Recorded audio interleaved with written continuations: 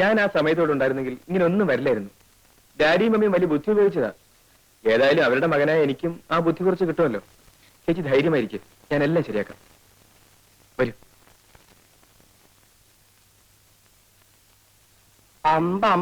എന്റെ ഗുരുവായൂരപ്പ, എന്താ ഇത്? ഇതാണ് വീട്. ശങ്കരനാരെ, നിങ്ങൾ പോയാ മതി, ഞാൻ പുറത്ത് എവിടെയും ഇരുന്നോളാം. പേടിക്കാതിരിക്കേ, ഞാൻ പറഞ്ഞല്ലോ, ഓർമ്മയുണ്ടല്ലോ. ഓർമ്മയുണ്ട്, ഞാൻ മറന്നുപോകും.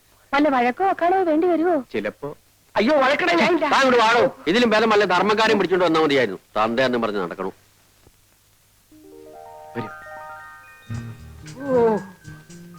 എന്റെ ഭഗവാനെ, ഇത് വീടോ കൊട്ടാരവോ? ലക്ഷ്മിയെ, എന്റെ തല കറങ്ങണം. അമ്മോനൊരു കാര്യം ചെയ്യും, ഇവിടെ എന്ത് നടന്നാലും അനങ്ങണ്ട, മിണ്ടാണ്ട് ഇവിടെ ഇരുന്നാ മതി. അപ്പൊ വല്ല നടക്കോ? വല്ല അടിപിടി നടക്കുവോ മോനെ?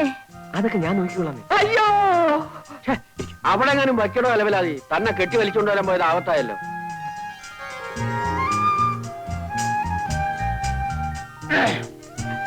നമസ്കാരം. ചകരക്കുട്ടി, അല്ല ഇതാര്? മമ്മിന്റെ അടി എവിടെ? മോളുണ്ട്, വിളിക്കൂ. അയ്യോ, എന്ത് പറ്റി? അതൊക്കെ പിന്നെ പറയാം, വിളിക്കേ. ഇരുന്നോളൂ, ഇരുന്നോളൂ. ചേട്ടത്തിരിക്കൂ. ശരിക്കിരിക്കാമാവാ.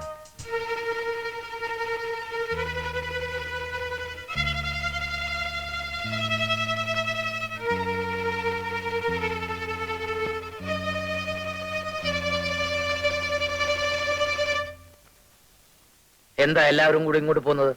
അതെ അതെ, ഈ നിൽക്കുന്നത് നിങ്ങളുടെ മകന്റെ ഭാര്യയാണ്. അവളെ അവളുടെ ഭർത്താവിന്റെ വീട്ടിലാക്കാൻ വന്നതാ. നിങ്ങളാണോ പെണ്ണിന്റെ അച്ഛൻ? അല്ല, ഈ നിൽക്കുന്ന ആളാ. ഇത് അമ്മ, അമ്മ, അമ്മ.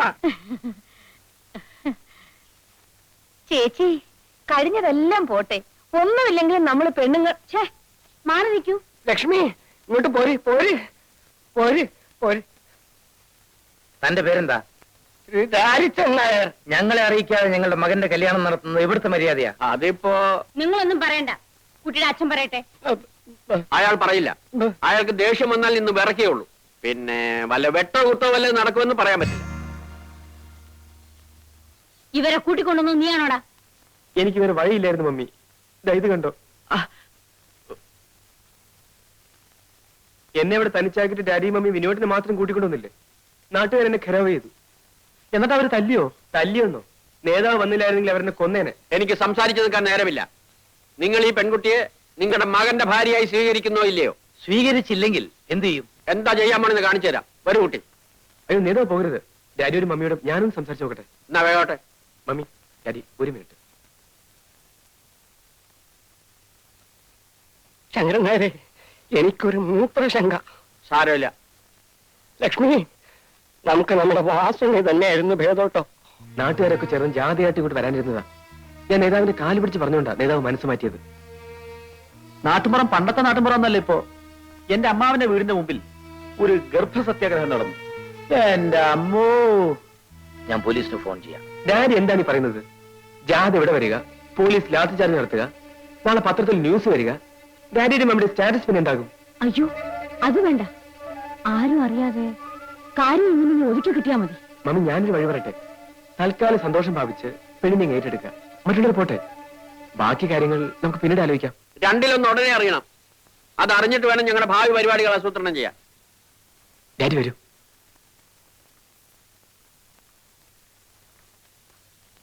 ഡാഡിക്കും മമ്മിക്കും അവരെ അറിയിക്കാതെ കല്യാണം നടത്തിയുള്ള പ്രയാസമാണ്. അത് മാത്രമേ ഞങ്ങൾക്ക് വിഷമമുള്ളൂ. അതിന് ഞങ്ങൾ മാപ്പി ചോദിക്കുന്നു. വേണമെങ്കിൽ നാട്ടിലൊരു പൊതുയോഗം വിളിച്ചുകൂട്ടി പരസ്യമായി മാപ്പി ചോദിക്കാനും തയ്യാറാണ്. അതെ, അതൊന്നും വേണ്ട. കുട്ടിയെ ഞങ്ങൾക്ക് ഇഷ്ടമായി. വാ മോളെ, ചെല്ലുമോളെ, നിന്റെ അമ്മായിയമ്മയാ.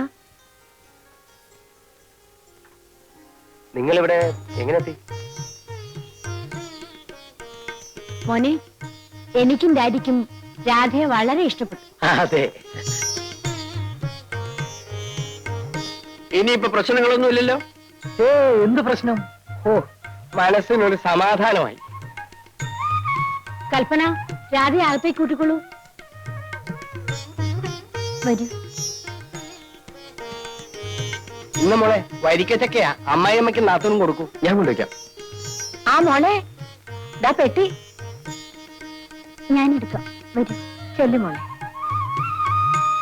വിചാരിക്കുന്നേരെ നീ നമുക്കിറങ്ങാം. അല്ല, ഇന്നിവിടെ താമസിച്ചിട്ട് നാളെ നമുക്ക് ഒരുമിച്ച് പോയാ പോരെ? എനിക്ക് എന്തായാലും പോണം. എന്റെ ഭാര്യയോട് ഒറ്റയ്ക്കാം. എന്നാ ഞങ്ങളും വരാം. ചേട്ടൻ എന്തിനാ നാളെ പോകുന്നത്? ഞാൻ ലീവ് എടുത്തിട്ടില്ല. ഏതായാലും ചേട്ടത്തെ ആദ്യമായി ഈ വീട്ടിൽ വന്നതല്ലേ? ഇവിടെ താമസമാക്കാനല്ലോ അവള് വന്നത്. ഞങ്ങൾ രണ്ടാളും കൂടെ നാളെ അങ്ങോട്ട് തിരിക്കുന്നുണ്ട്. നിങ്ങൾ എല്ലാവരും കൂടി സൗകര്യം ഉള്ളപ്പോ ഞങ്ങളുടെ വീട്ടിലേക്കൊന്ന് വരണം. ഓ വരാം. ഞങ്ങൾ ഇറങ്ങട്ടെ. വരട്ടെ ചേച്ചി. ആ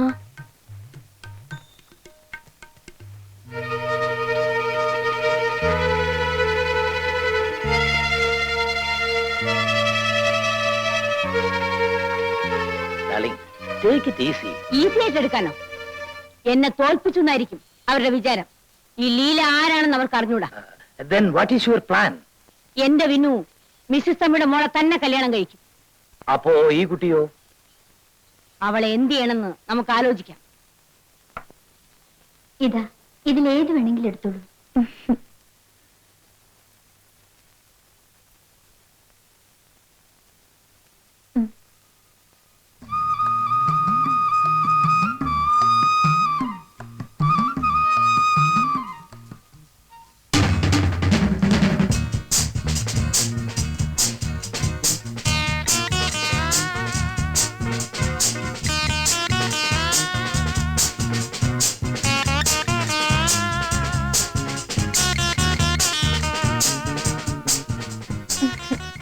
എന്താ ഇത്? നന്നായിട്ടില്ലേ? അയ്യേ, എന്തൊക്കെയാ കാണിച്ചു വെച്ചിരിക്കുന്നത്? പോയി ഇതൊക്കെ മാറ്റി വരൂ. എനിക്കിതാ ഇഷ്ടം. എനിക്കിതാ ഇഷ്ടം. നിന്റെ തലയ്ക്ക് വെട്ടാ? ഇതൊക്കെ ഇവിടുത്തെ പരിഷ്കാരി പെണ്ണുക്കെ ചേരൂ. എനിക്കിത് കാണുന്ന ദേഷ്യം. അപ്പൊ എന്റെ ഭാര്യ ഇങ്ങനെ തുടങ്ങിയ കൽപ്പന പറഞ്ഞല്ലോ നന്നായിട്ടുണ്ടെന്ന്. അതവളാണോ തീരുമാനിക്കുക?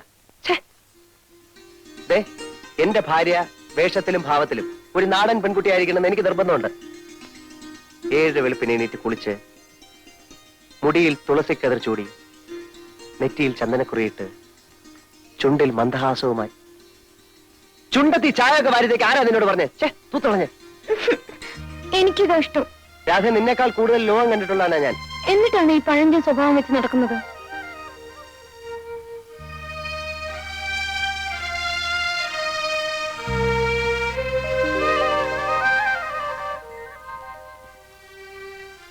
സ്കൂളിൽ എന്റെ കൂടെ പഠിച്ചിരുന്ന വാസന്തി കണ്ടിട്ടുണ്ടോ?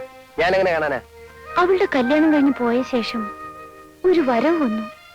മുടിയൊക്കെ വെട്ടി മുട്ടുവരെയുള്ള ഉടുപ്പുമിട്ട് കാണാൻ എന്ത് ചന്തമായിരുന്നു. തനി അശ്രീരായിരിക്കും. എന്തായാലും അവളുടെ ഭർത്താവിനെ പോലെ അല്ല ഞാൻ.